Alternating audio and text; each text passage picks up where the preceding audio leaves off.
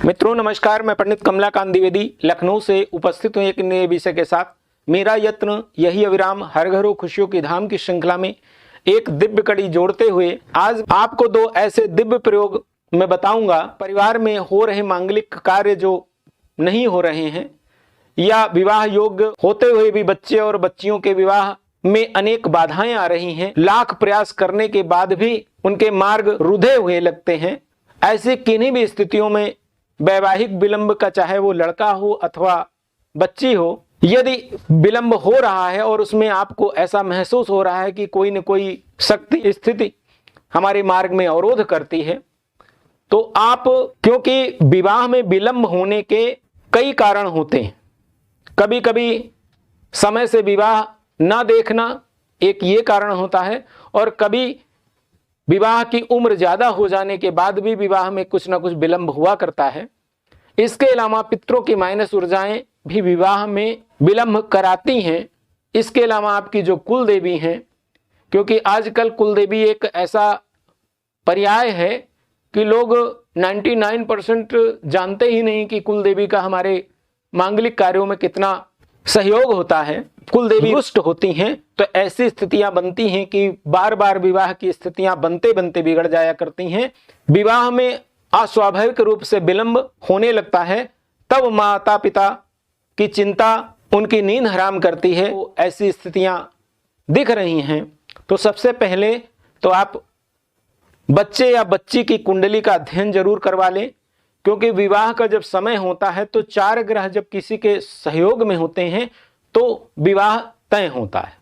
उसमें शनि 2.5 वर्ष का समय तय करता है, और गुरु की जो भूमिका होती है वो 1 वर्ष में विवाह की होती है। इसके अलावा मंगल, चूंकि मंगल मांगलिक ग्रह में कारक ग्रह होता है, और विवाह जब होता है तो मंगल गीत गाए जाते हैं, तो उनमें मंगल का भी सहयोग होता है। इसके अलावा 2.5 दिन की अवस्था चंद्रमा उत्पन्न करते हैं। जब इन 4 ग्रहों की इजाजत राशि से सप्तम भाव को प्रभावित करते हैं या लग्न से सप्तम भाव को प्रभावित करते हैं, तो जाके विवाह के अवसर आया करते हैं।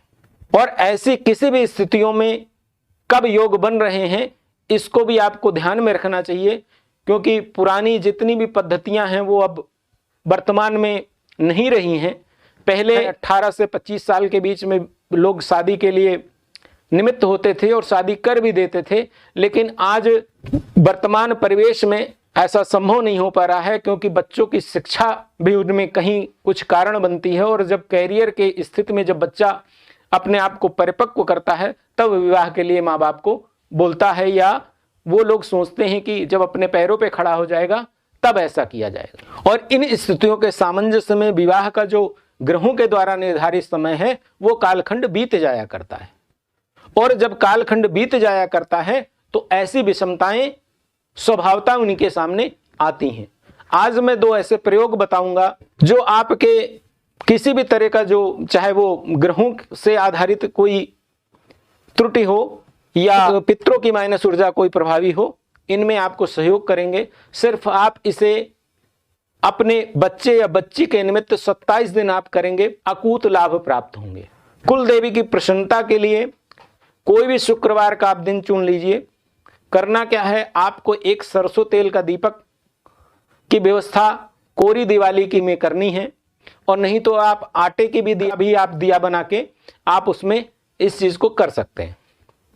आसपास आप जहां रहते हैं वहां पे कोई नीम का एक वृक्ष देख लीजिए, क्योंकि नीम का जो वृक्ष होता है ये माता से संबंधित होता है, और माता चूंकि शुक्र की अधिष्ठाती माता है, तो शुक्र जब तक जागृत नहीं होगा तब तक वैवाहिक स्थितियां आपके पक्ष में नहीं होंगी। दूसरी चीज, मां के रूप में ही हमारी कुल देवी भी होती हैं। यदि आप कामना के निमित्त, क्षमा याचना के निमित्त, यदि आप एक दीपक सूर्यास्त के बाद जो गोधूल बेला का समय होता है, सूरज से 35 मिनट का, तो आप किसी भी शुक्ल पक्ष के शुक्रवार से शुरुआत करें और कंटिन्यू में 27 दिन ये दीपक नीम के वृक्ष के जो तना होता है, जहां जड़ होती है, वहीं पे आपको जलाना है।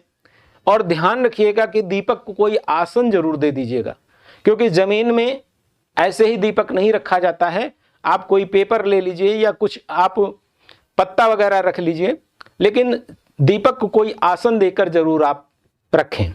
ये प्रयोग स्वयं जातक भी कर सकता है। यदि जातक करने में सक्षम नहीं है या कोई ऐसी स्थिति अवस्था या ऐसा जगह पे वो रहता है जहां ये संभव नहीं है, उसके एब्सेंस में उनके माता पिता में कोई एक व्यक्ति इस चीज को कर सकता है।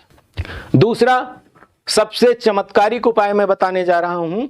ये दोनों प्रयोग एक दूसरे के पूरक हैं, कोई अपने आप में अकेला काम नहीं करेगा, क्योंकि विषमताएं काफी जब बढ़ी होती हैं तब ऐसी स्थितियां आपके सामने खड़ी होती हैं। आप शुद्ध कपूर की 6 टुकड़े कर लीजिए, 36 लौंग ले लीजिए, आप 1 चम्मच हल्दी का शुद्ध पाउडर उसी में आप डाल लीजिए, 1 चम्मच आप उसमें अक्षत डाल लीजिए। इसके अलावा आप 6 चम्मच गाय का घी, ये सारी जो सामग्री है कपूर, लौंग, हल्दी पाउडर और अक्षत, इनको आप उसी 6 चम्मच घी में एक हवन सामग्री जैसे बनती है वैसे आप बना लीजिए। इसके बाद आप देसी गाय का जो उपला होता है, आप चाहें तो खोयम बना सकते हैं या कहीं से आप इस चीज को जरूर चिन्हित कर लें कि मुझे गाय के गोबर का ही उपला चाहिए, क्योंकि जब तक आपके वातावरण की माइनस ऊर्जाएं नष्ट नहीं होंगी तब तक आपका ये जो अवरोध है इसके मार्ग प्रशस्त नहीं होंगे। तो गाय के उपले में आपको क्या करना है, ये करना उपाय कब है, गुरुवार की संध्या काल को काम करना है और कंटिन्यू में 27 दिन करना है। पहला वाला उपाय शुक्रवार को करना है, शुक्रवार से 27 दिन कंटिन्यू में करना है शुक्ल पक्ष के, और जो गुरुवार आए ये उपाय उस दिन से करना है। करना क्या है कि गोधूल बेला में उसमें आप इन कंडों की थोड़ी सी अग्नि प्रज्वलित कर लें और ये जो हवन सामग्री आपने बना रखी है इसको आप थोड़ा थोड़ा माता के कोई भी नाम, ओम दुम दुर्गाय नमः इस नाम से या ओम ऐं क्लीं चामुंडा विच्चे मंत्र से या दुर्गा जी के कोई भी बीज मंत्र से आप इनकी जितनी भी 21 आहुतियां हो सकती हैं, 51 आहुतियां हो सकती हैं, 11 आहुतियां हो सकती हैं, आप उनमें प्रज्वलित करिए। इससे आपका घर का जो वातावरण है, जितनी भी माइनस ऊर्जाएं आपको प्रभावित कर रही हैं, आपके परिवार में मांगलिक कार्यों के जो अवरोध में खड़ी हैं वो निर्मूल होंगी और आपके बच्चों के यथा योग्य घर और वर मिलने के रास्ते खुलेंगे। मित्रों, ये दिव्य प्रयोग अपने आप में बहुत ही दिव्य है और एक नहीं हजारों बार अनुभूत हैं। यदि आप इस व्यथा से पीड़ित हैं तो आप इसे अपने जीवन में अपनाएं और इससे संबंधित यदि कोई अजीज भी है तो आप उसे शेयर करें। बहुत ही जिम्मेदारी के साथ मैं प्रयोग आपकी सेवा में समर्पित करता हूं।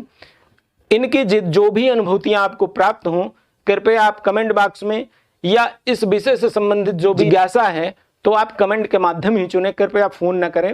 आज मैं इस विषय से विराम लेता हूं, मिलता हूं फिर किसी अगले कार्यक्रम में। तब तक के लिए आप सभी को बहुत बहुत धन्यवाद। नमस्कार।